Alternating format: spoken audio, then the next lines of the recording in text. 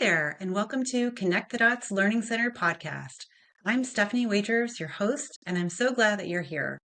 Whether you're a seasoned therapist, clinic owner, or just starting out, this podcast is your go-to spot for insights, tips, and stories that will have you connect the dots in your practice. Today, I'm excited to talk with Brittni Winslow, the visionary behind the Therapeutic Edge.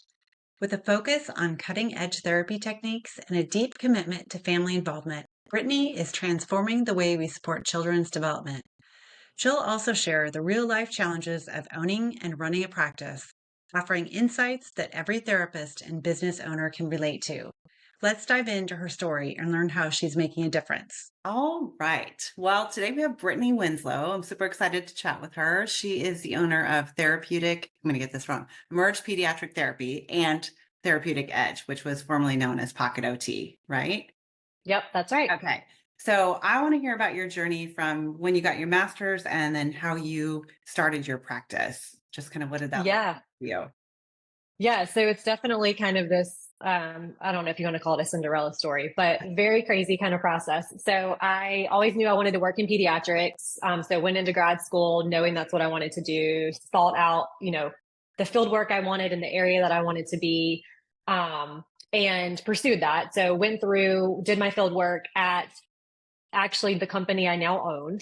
So did my field work and then came onto staff in 2012 and then really loved pediatric practice, was so happy to have my dream job. And then also kind of started deciding there were some things that, weren't the way I thought they were going to be, or I wasn't super happy 6 months in. And so started looking for other positions. And then ultimately settled on, I really want to be here. This is what I want to do. I'm going to start proposing changes to leadership instead of jumping ship and, finding something different. So in that process, I was able to kind of align myself as a really young leader in the company and then eventually be propositioned to buy the company. So I started mentoring under the existing owner in 2015, kind of behind the scenes, as she was looking to eventually retire and sell the practice. And so went into co-ownership with her in 2018 and then took over 100% ownership in 2019. Okay. So still relatively, young practitioner, but really was learning my practice as I was also learning the business. And since then, we've just had a crazy amount of growth. And so it's been a crazy last 5 years for sure. Yeah. How big was the practice when you were working under them compared to where it is now? Yeah. So when I started, we probably had 8 people total. And we had 2 small locations. When I bought the practice, we had merged into one bigger location. We probably had 15 employees total at that time. And we only had 1 location. And now we have 3 locations and over 60 staff between the 3 locations. Holy cow. Yes. And it's, it's been, a lot of it coming in, having fresh ideas, putting in systems, seeing the growth in referrals and deciding to make that leap to open the second location. And then the second location was slated to open in March of 2020, which is, obviously like not the best time to be opening an in-person practice. But we navigated through it. And then the referrals continued to increase, through the pandemic. And as we were starting to kind of get on the other side of the pandemic, so we opened our third location, less than 2 years after we did our second one, because the need was just tremendous in our area. Wow. So you have 60 staff. Yeah.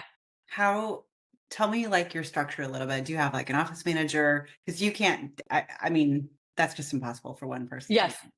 Yes. So, I would say about 5 years ago, as I was actually pregnant with my third child when I took over the practice.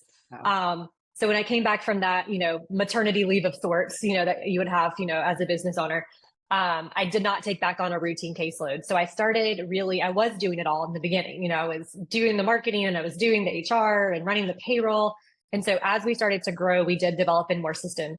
So within the system that I have now, so I have a clinical director who under her, she's really managing the clinical managers that are over each clinic, and then clinical leads under that, and then other support staff. So she's managing mostly the clinical piece.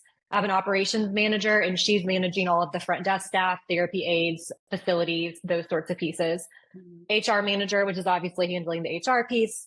And then I have billing, who has a whole team under her to be able to handle all the billing and, accounts receivable and those pieces. And then we have a marketing team, so I have a marketing director, and then she has other people under her. So I'm managing those people directly on a day-to-day basis. And then they have teams under them that they manage.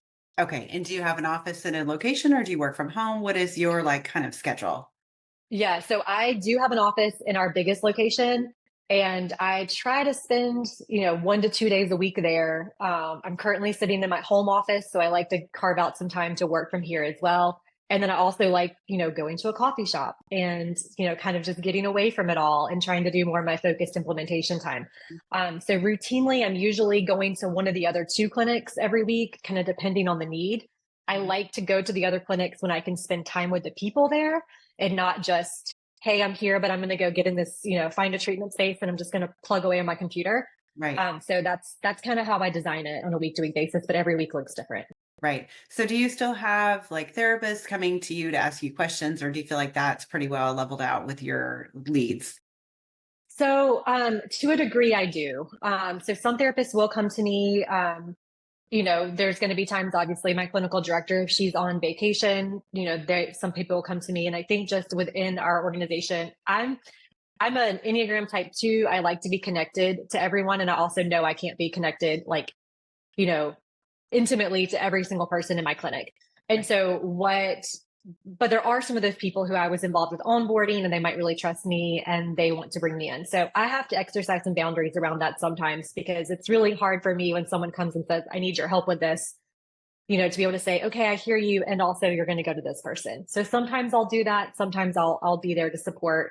But I definitely like being able to help out when I can and continue to build those connections with my team so they can really see who I am as an owner and my integrity and learn trust in me. Because as we have grown, it's really hard. A lot of people in the company don't even know what my family is like, or, what I like to do outside of work. Right. So I try to maintain some of those connections. Yeah.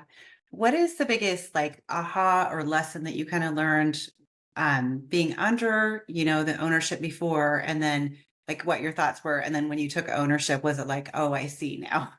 Yeah. Oh, yes. Yes. So when I was under another owner, right, there were lots of questioning of decisions that were happening. I think there was this decision is just being made because, financially, right? For financial gains for the owner. I think there were definitely some of those assumptions. And not understanding why certain decisions were being made. I knew the big picture, and that's why I was being positioned as, being able to be the owner. But then when you're actually sitting in that position, in the beginning, I was saying yes to a lot, right? Someone wanted this. Yes, let's figure it out. Let's do this. But then not having enough real experience under my belt to see what the ripple effect of that yes was going to be. So over time, I really had to dial it back and realize I needed to be slower in how I was saying yes. Sometimes I have to say no. And it's not because I'm just wanting to say no. It's because this is for the greater good of the entire company. Yeah. So that was a big moment for me. Mm-hmm. I would agree with that too. Yeah. Oh, or now everyone else is also going to want the same thing, or yes. Seeing how one decision, you have to think through what are all the loopholes that people can find within this one tiny change that could, so you have to critically think about every single decision. Yeah. When you were like, yes, I want to own this practice, and now here you are 60 staff later. What do you wish you could have told your former self, before you purchased it? Again, I think being someone who really likes to connect with people, I like, being able to help, and I want everyone to be happy and to get along and all of those pieces. I think I spent a lot of time early in my career really worried about or being fearful of making the right decision because of what other people were going to think. And so I think if I would have strengthened that skill set or just had some more development around that area of how to emotionally be able to handle that myself and not make emotional decisions or not delay really hard decisions because of, well, what's going to happen next? I think I could have avoided, some things that caused a lot of, turmoil or hardship, because it's really hard. It's hard to not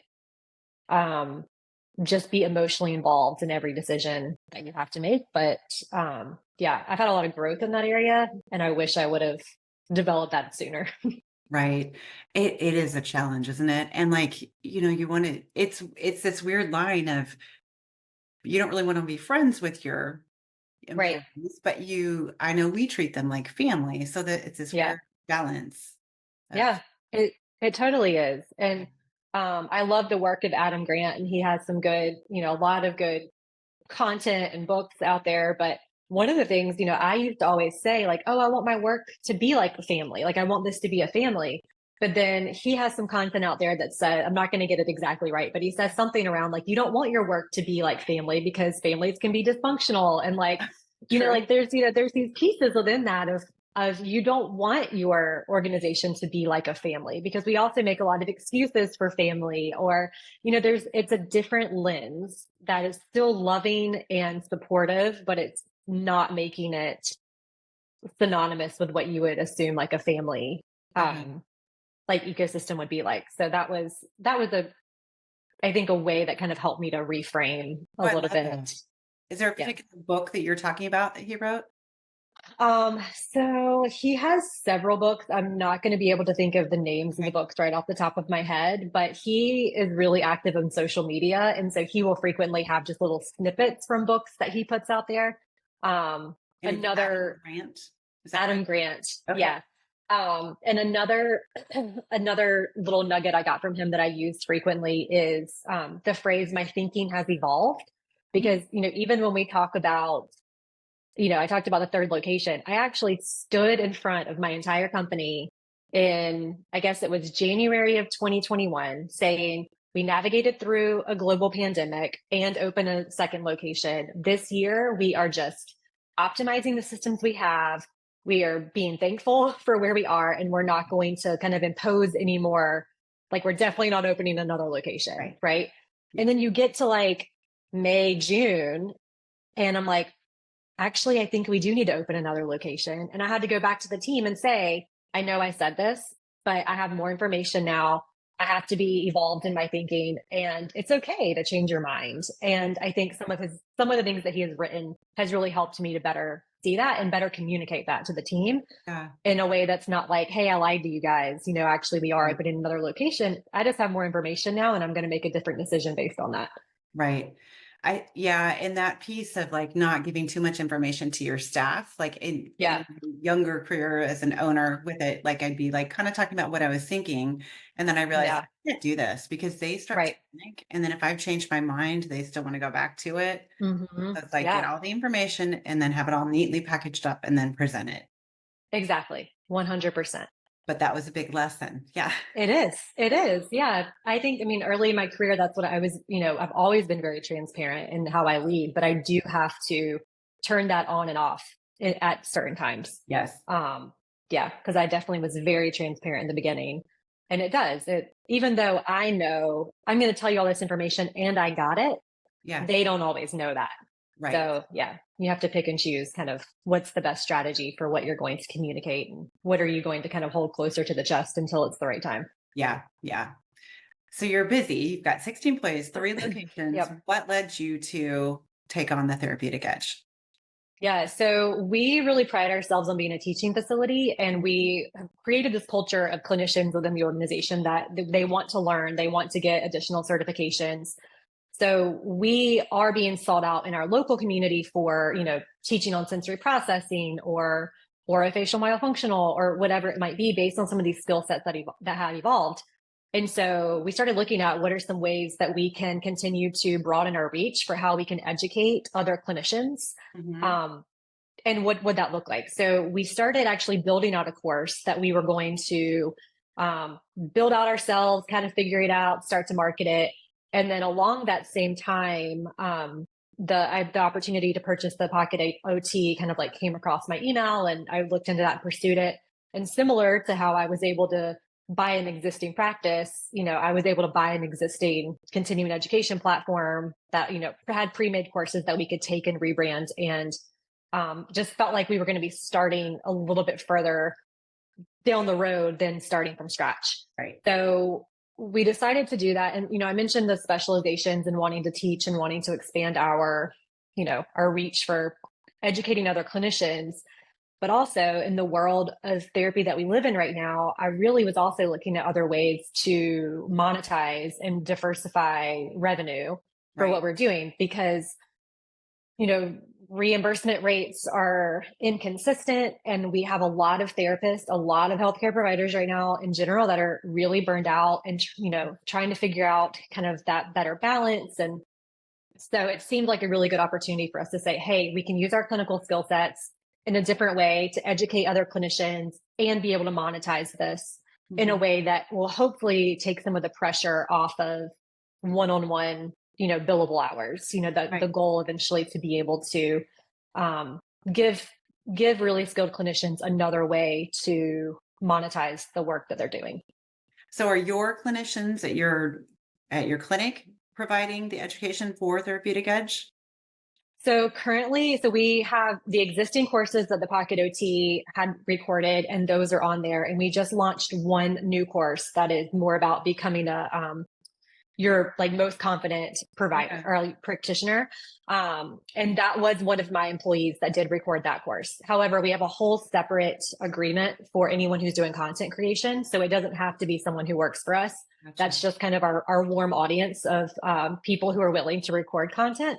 So we've set up kind of content creation fees, that we can pay them, and then also a percentage of sales split with the people who are creating the courses. So we'll go on and market, and we create all those agreements. So we do have people within the company that are interested in recording more courses, and we have more in the works, but we are also open, and eventually we'll be able to take on people who are outside the company to record courses as well. Okay. Do you know what your requirements are for people outside the company to come in and provide a course for you? So does it have to approve AOTA or approved? Yeah, so we do, as the company, we have AOTA approval, and we are now almost at the final end of getting approval through ASHA. So we're continuing to do those approvals there. So we do all the work on the organization is approved for that, and then we just submit for the providers, to be able to be under that umbrella.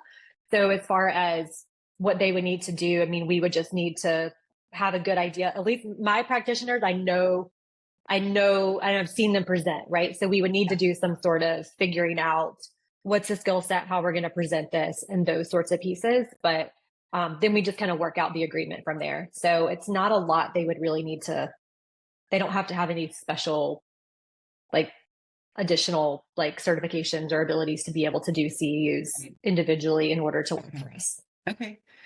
When you first started or got this idea of taking this on, did you have any naysayers that really tried to discourage you from it? And if you did, how did you cover that?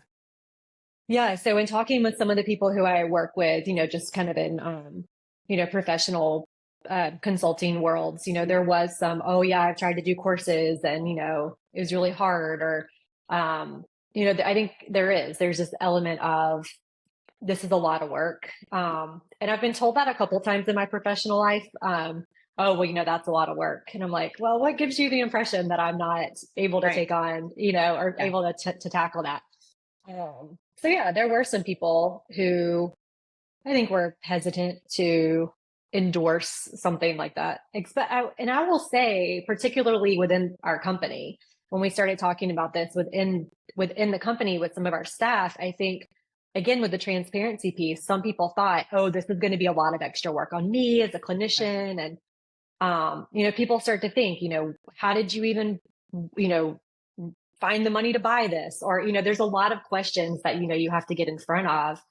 So we've really tried to separate things out to say, it's not an obligation on our staff to do this. This company is a subsidiary of our current company, but they are, basically standing alone. and we will pay you to be able to create courses and you will benefit from it that way. But we're not expecting anyone to do that as a core part of their job. Gotcha. That's a nice opportunity for them if they want additional Yeah. time. Yeah. Yeah. Yeah. Interesting. I know it's this perception of like, oh, Brittany's hiding money in her mattress, Right. Right. Exactly. And then that's the transparency piece of, figuring out like, again, I got it, right? Like I'm being responsible. I vetted the opportunities and, yeah, just, I would just love if everyone could just trust, that I'm making the right decisions, but that's also something I have to know that's not always going to be the case, and that's okay. Yeah. Any other sources of revenue that you're bringing in, like cash-based stuff besides the courses that you're kind Yeah. of with right now?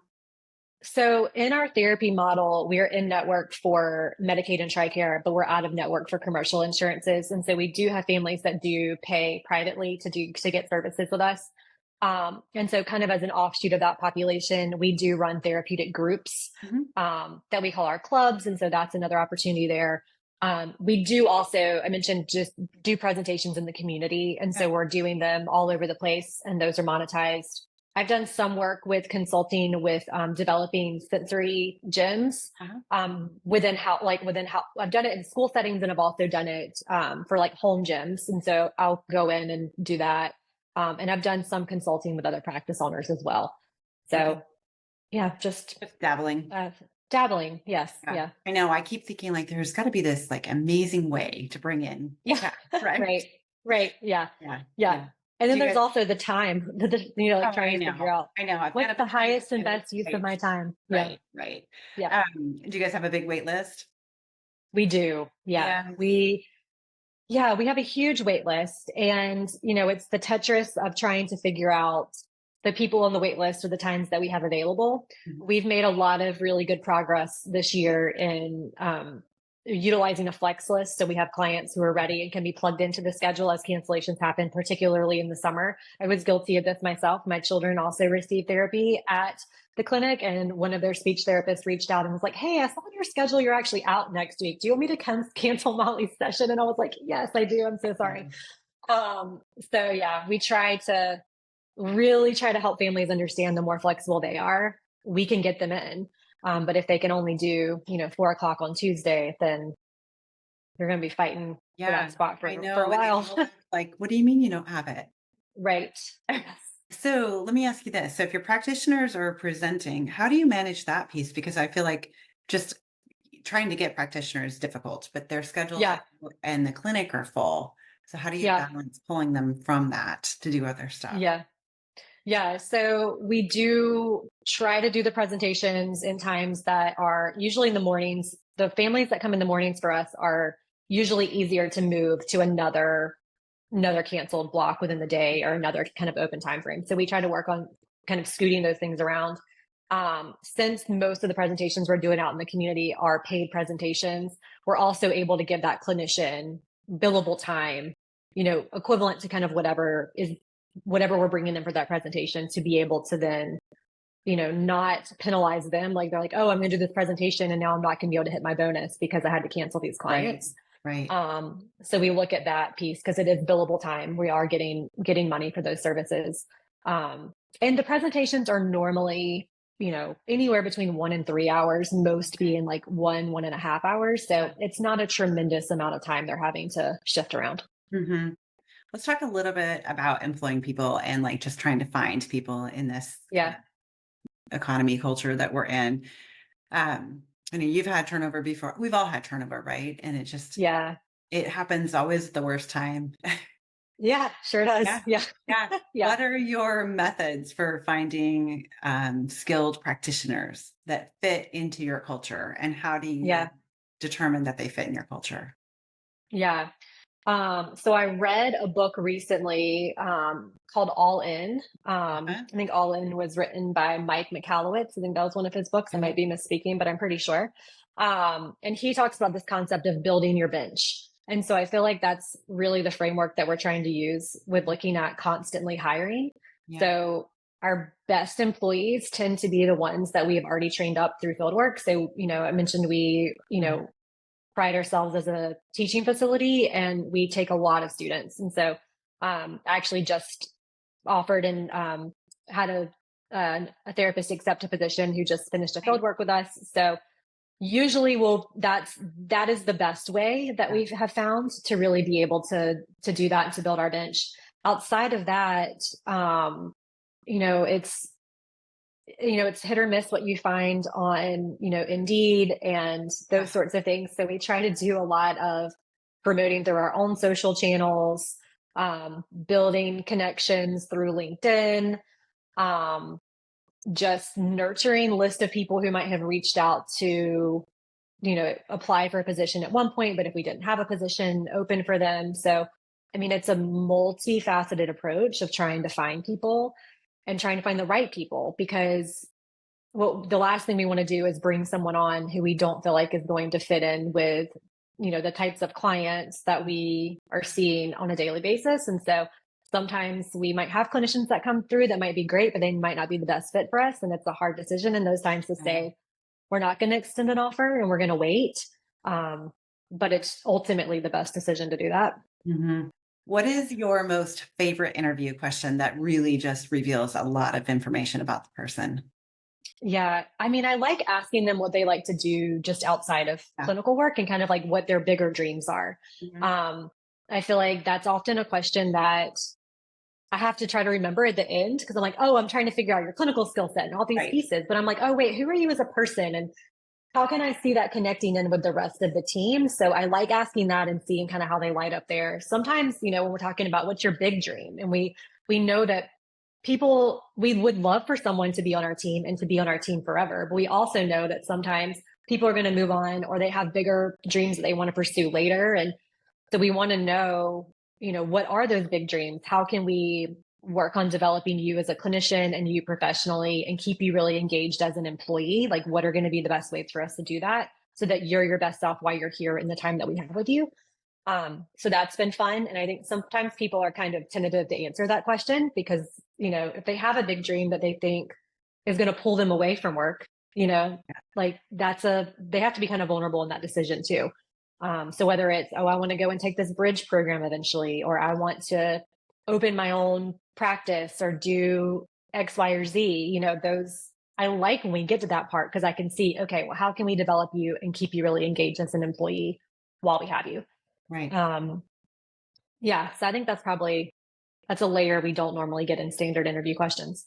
Who are your mentors or people that you kind of rely on to kind of when you're feeling down and like it's just rough? Who do you go to? Yeah.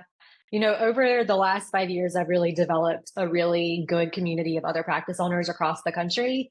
So I will reach out to other people who are doing the same thing that I'm doing and, talk through, hey, I'm having a really tough day. We had a resignation today, or I need some really great strategies for trying to find someone fast. What are your tips? And I think some of that on a commiserating level, but also I know that you've been there, like help me kind of pick myself up by the bootstraps and kind of move on.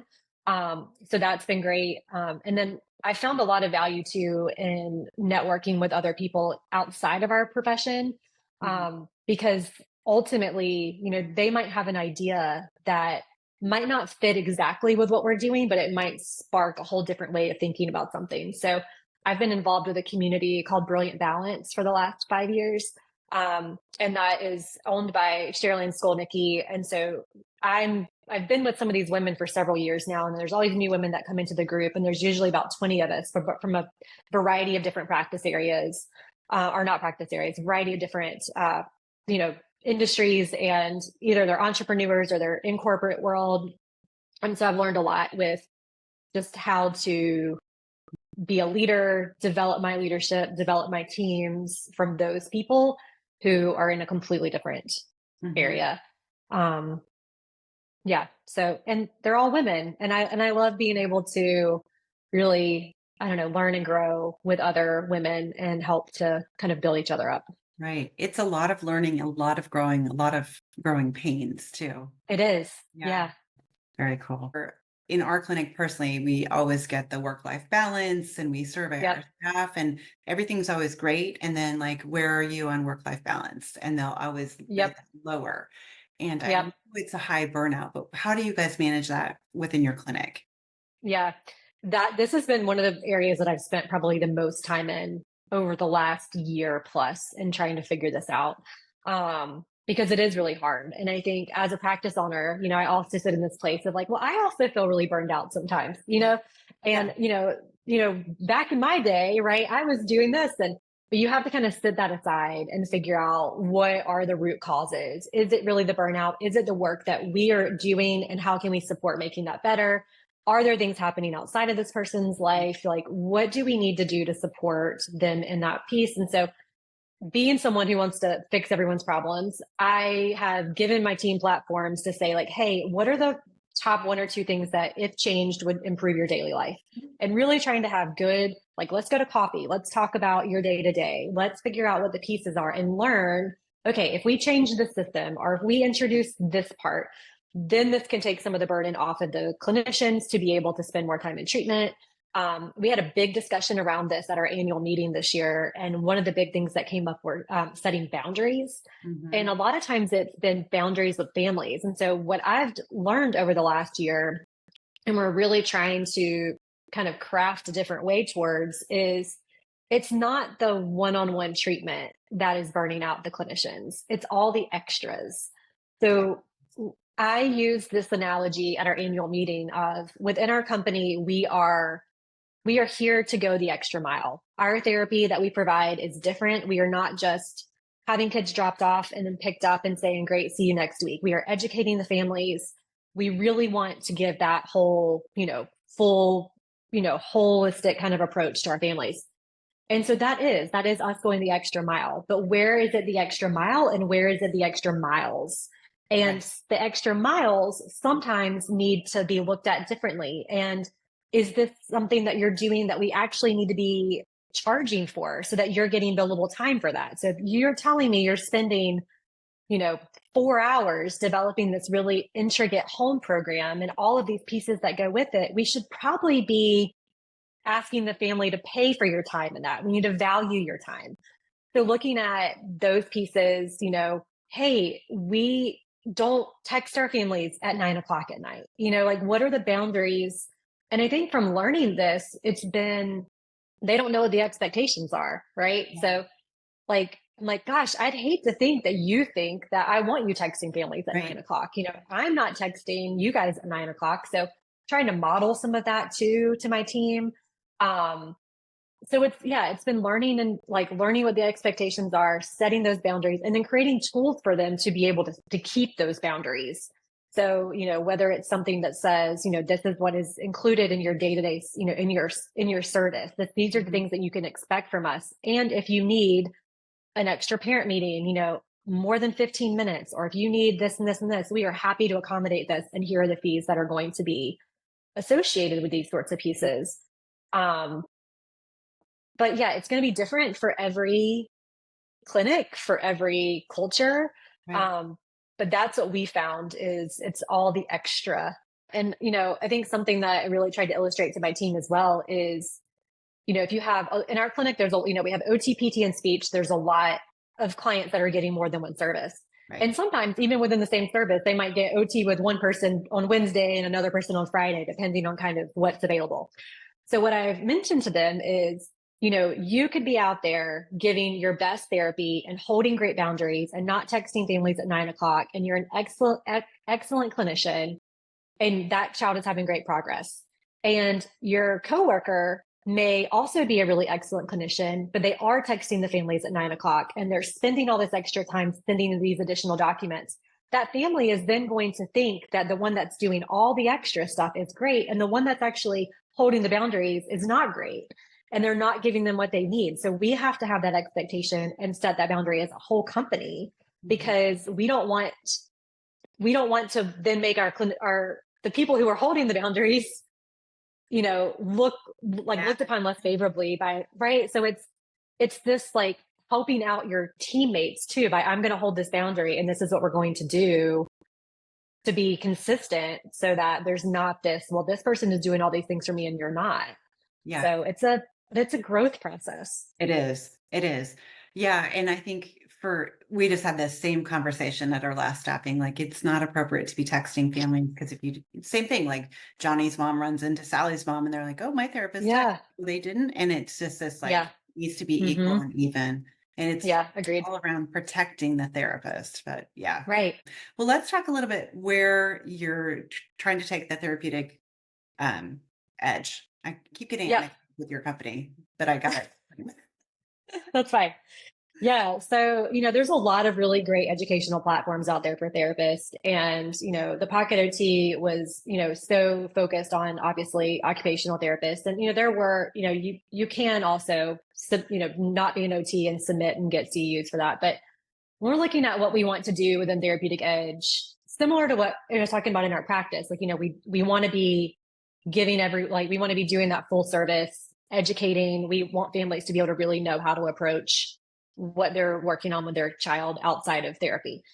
Same thing with the Therapeutic Edge is that we want to be something that clinicians think of to really level up their practice. So, how can we, like with the course that we have, our newest course about being your best practitioner self, I think that is it's great for entry-level therapists. It's great for experienced therapists on how can we really look at building our own self-awareness and critical thinking to be able to develop ourselves as a clinician, and that's not, going and adding in a feeding certification or X, Y, or Z, but it's going to translate through everything that you're practicing. So everything that we want to put on our platform, is from this angle of, we want this to really level up. And some of these programs that we're putting out there, so our full name is actually the Therapeutic Edge Collective. And the collective part is really coming from, we want to bring people together to help communicate. So the reflective practice one that we have with being your best practitioner self has a whole community around it.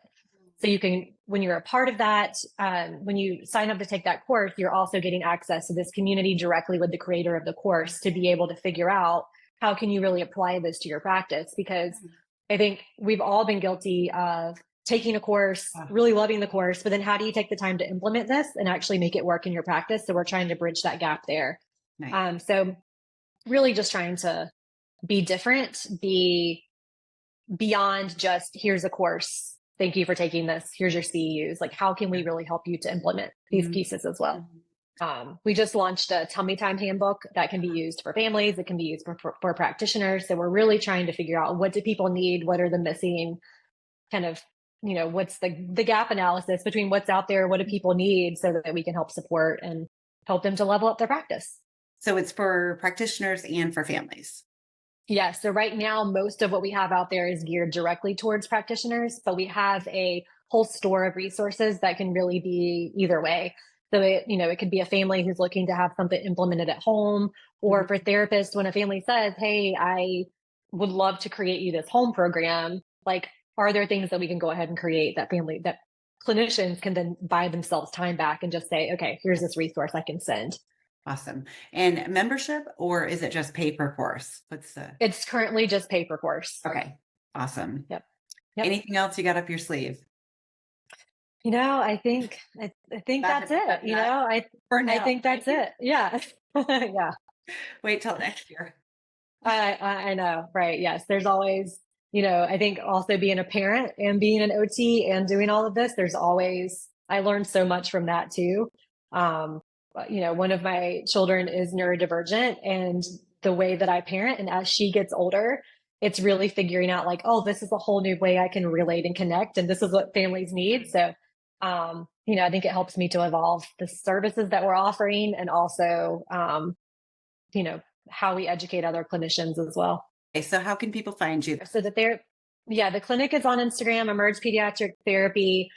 We have a lot of free resources on there too for clinicians, a lot of videos and things that you can find there. On Instagram, we are therapeuticedge.collective. Okay. So you can find us there. A lot of engagement sort of pieces there. Also on Facebook, connect with us on LinkedIn. So trying to be where everyone else is. Right. Well, awesome to talk to you. You too. Thanks so much.